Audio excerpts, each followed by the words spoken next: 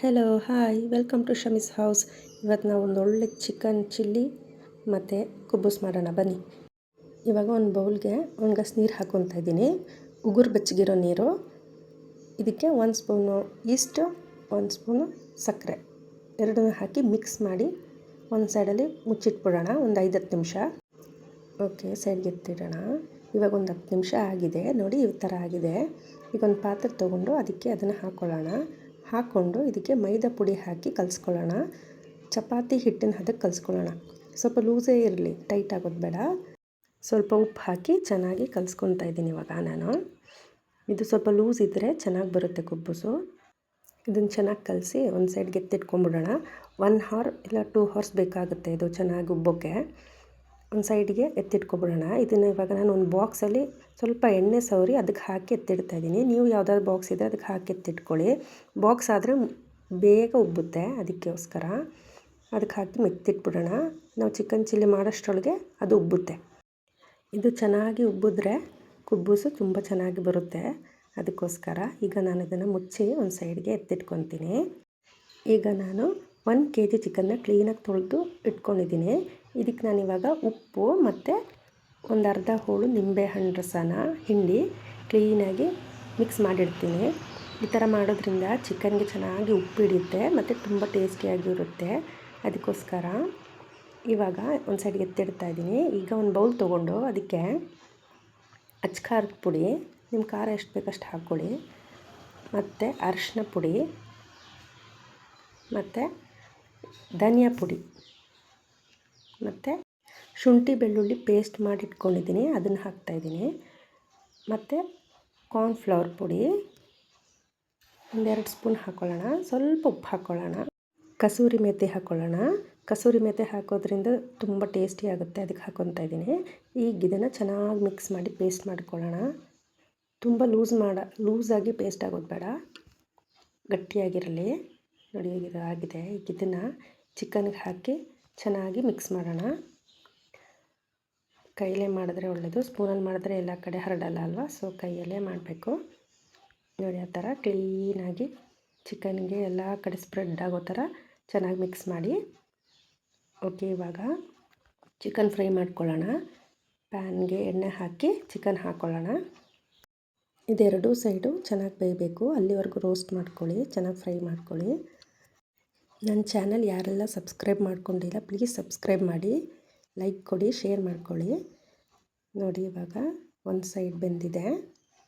ಈಗ ಇನ್ನೊಂದು ಸೈಡು ನೋಡಿ ತಿರ್ಗಿಸಿ ಹಾಕ್ಕೊಂಡಿದೆ, ಚೆನ್ನಾಗಿ ರೋಸ್ಟ್ ಆಗಿದೆ, ಇವಾಗ ಫ್ರೈ ಆಗಿದೆ ನೋಡಿ. ಓಕೆ, ಎತ್ತಿಟ್ಕೊಳ್ಳೋಣ ಈಗ. ನೋಡಿ ಇದೇ ಥರ ಬಾಕಿ ಇರೋ ಚಿಕನ್ ಎಲ್ಲನೂ ನಾನು ಫ್ರೈ ಮಾಡಿ ಇಟ್ಕೊಂಡಿದ್ದೀನಿ. ಇವಾಗ ಸ್ಟವ್ ಮೇಲೆ ಇನ್ನೊಂದು ಪಾತ್ರೆ ಇಟ್ಕೊಳ್ಳೋಣ. ನಾನಿಲ್ಲಿ ಚಿಕನ್ ಫ್ರೈ ಮಾಡಿದ್ನಲ್ಲ ಅದೇ ಆಯಿಲ್ನ ಯೂಸ್ ಮಾಡ್ತಾಯಿದ್ದೀನಿ. ಈಗ ಇದಕ್ಕೆ ಚಿಕ್ಕದಾಗಿ ಹಚ್ಕೊಂಡಿರೋ ಶುಂಠಿ ಮತ್ತು ಬೆಳ್ಳುಳ್ಳಿ ಎರಡನ್ನೂ ಹಾಕ್ತಾಯಿದ್ದೀನಿ. ಸ್ವಲ್ಪ ಜಾಸ್ತಿನೇ ತೊಗೊಳ್ಳಿ, ಚೆನ್ನಾಗಿ ಆಗುತ್ತೆ ಅದು. ನೋಡಿ ಸ್ವಲ್ಪ ಫ್ರೈ ಆಗಲಿ. ಇವಾಗ ಇದಕ್ಕೆ ಈರುಳ್ಳಿ ಹಾಕೋಣ. ಒಂದು 5 ಈರುಳ್ಳಿ ಕಟ್ ಮಾಡಿ ಇಟ್ಕೊಂಡಿದ್ದೀನಿ. ದಪ್ಪದಾಗಿ ಕಟ್ ಮಾಡ್ಕೊಂಡಿದ್ದೀನಿ, ಚಿಕ್ಕದಾಗಿ ಕಟ್ ಮಾಡಿಲ್ಲ. ಇದಕ್ಕೆ ದಪ್ಪದಾಗಿ ಕಟ್ ಮಾಡಿದ್ರೆ ಚೆನ್ನಾಗಾಗುತ್ತೆ.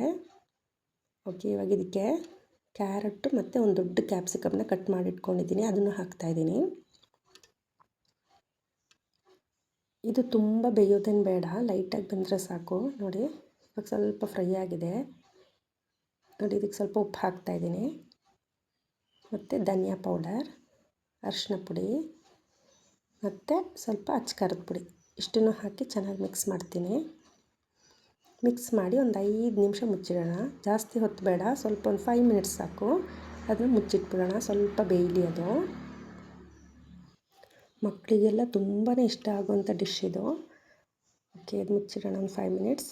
ಈಗ ಆಗಿದೆ ನೋಡಿ, ಬೆಂದಿದೆ, ಸ್ವಲ್ಪ ಸಾಕು ಇಷ್ಟು ಬೆಂದಿರೋದು. ಇವಾಗ ಇದಕ್ಕೆ ಸೋಯಾ ಸಾಸ್ ಹಾಕ್ಕೊತಾ ಇದ್ದೀನಿ. ನೋಡಿ ಅಷ್ಟು ಹಾಕಿದ್ರೆ ಸಾಕು. ಮತ್ತು ಟೊಮೆಟೊ ಸಾಸ್ ಎರಡನ್ನೂ ಹಾಕಿ ಚೆಂದ ಮಿಕ್ಸ್ ಮಾಡಿ. ನೋಡಿ ಚೆಂದ ಮಿಕ್ಸ್ ಮಾಡಾದಮೇಲೆ ನೋಡಿ ಇವಾಗ ಆಗಿದೆ, ಮಿಕ್ಸ್ ಆಗಿದೆ. ಕೊತ್ತಂಬರಿ ಸೊಪ್ಪು ಹಾಕ್ತಾಯಿದ್ದೀನಿ. ಕೊತ್ತಂಬರಿ ಸೊಪ್ಪು ಹಾಕಿ ಚೆನ್ನಾಗಿ ಮಿಕ್ಸ್ ಮಾಡಿ. ಇವಾಗ ಇದಕ್ಕೆ ಸ್ವಲ್ಪ ನೀರು ಹಾಕ್ಕೊತೀನಿ. ನೀರು ಹಾಕಿ ಸ್ವಲ್ಪ ಒಂದು ಕುದಿಲಿ. ಈಗ ನಾನು ಫ್ರೈ ಮಾಡಿರೋ ಚಿಕನ್ನ ಹಾಕ್ಕೊತಾ ಇದ್ದೀನಿ. ಹಾಕಿ ಚೆನ್ನಾಗಿ ಮಿಕ್ಸ್ ಮಾಡಬೇಕು, ಅದೆಲ್ಲ ಕಡೆ ಸ್ಪ್ರೆಡ್ ಆಗೋ ಥರ. ನೀರು ಹಾಕೋದ್ರಿಂದ ಸ್ವಲ್ಪ ಎಲ್ಲ ಕಡೆ ಚೆನ್ನಾಗಿ ಸ್ಪ್ರೆಡ್ ಆಗುತ್ತೆ. ಓಕೆ, ಈ ಥರ ಚೆಂದ ಮಿಕ್ಸ್ ಮಾಡಿ ಒಂದು 5 ಮಿನಿಟ್ಸ್ ಮುಚ್ಚಿಟ್ಬಿಡೋಣ. ಅದ್ರದ್ದು ಮಸಾಲೆ ಎಲ್ಲ ಚಿಕನ್ಗೆ ಎಲ್ಲ ಚೆನ್ನಾಗಿ ಹಿಡಿಯುತ್ತೆ.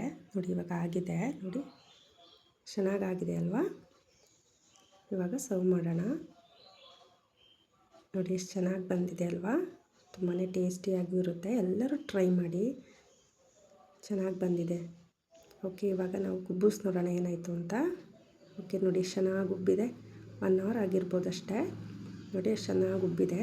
ಇವಾಗ ಒಂದು ಚಿಕ್ಕದ ಸ್ವಲ್ಪ ತೊಗೊಂಡು ಒಂದು ಚಿಕ್ಕ ಬೌಲ್ ಥರ ಮಾಡಿಕೊಂಡು ಲಟ್ಟಿಸ್ಕೊಳ್ಳೋಣ ಇದನ್ನ. ನೋಡಿ ಆ ಥರ ಮತ್ತು ಸಾಕು. ಸ್ವಲ್ಪ ಪುಡಿ ಹಾಕ್ಕೊಳ್ಳೋಣ, ಮೈದಾ ಪುಡಿ. ಓಕೆ, ಇವಾಗ ಇದನ್ನು ಲಟ್ಟಿಸ್ಕೊಳ್ಳೋಣ. ಸ್ವಲ್ಪ ದಪ್ಪದಾಗಿ ಲಟ್ಟಿಸ್ಕೋಬೇಕು, ತುಂಬ ತೆಳು ಮಾಡಬಾರ್ದು. ತೆಳು ಆದರೆ ಚೆನ್ನಾಗಿ ಬರೋಲ್ಲ, ಅದು ಸ್ವಲ್ಪ ದಪ್ಪ ಇರಬೇಕು. ನೋಡಿ ಅದಕ್ಕೆ ಇದ್ದರೆ ಸಾಕು. ನೋಡಿ ಇವಾಗ ಸ್ಟವ್ ಮೇಲೆ ತಾವಾನ ಇಟ್ಕೊಂಡಿದ್ದೀನಿ, ಅದಕ್ಕೆ ಹಾಕ್ತಾಯಿದ್ದೀನಿ. ನೋಡಿ ಇವಾಗ ಆಗ್ತಾಯಿದೆ ಇದು. ನೋಡಿ ಒಂದು ಸೈಡು ಸ್ವಲ್ಪ ಉಬ್ಬಿದೆ, ತಿರ್ಗಿಸಿ ಹಾಕ್ಕೊಳ್ಳೋಣ ಈಗ. ನೋಡಿ ಅದೇ ಉಬ್ಬುತ್ತೆ. ನೋಡಿ ನೋಡಿ ಎಷ್ಟು ಚೆನ್ನಾಗಿ ಬರ್ತಾಯಿದೆ ಅಲ್ವಾ.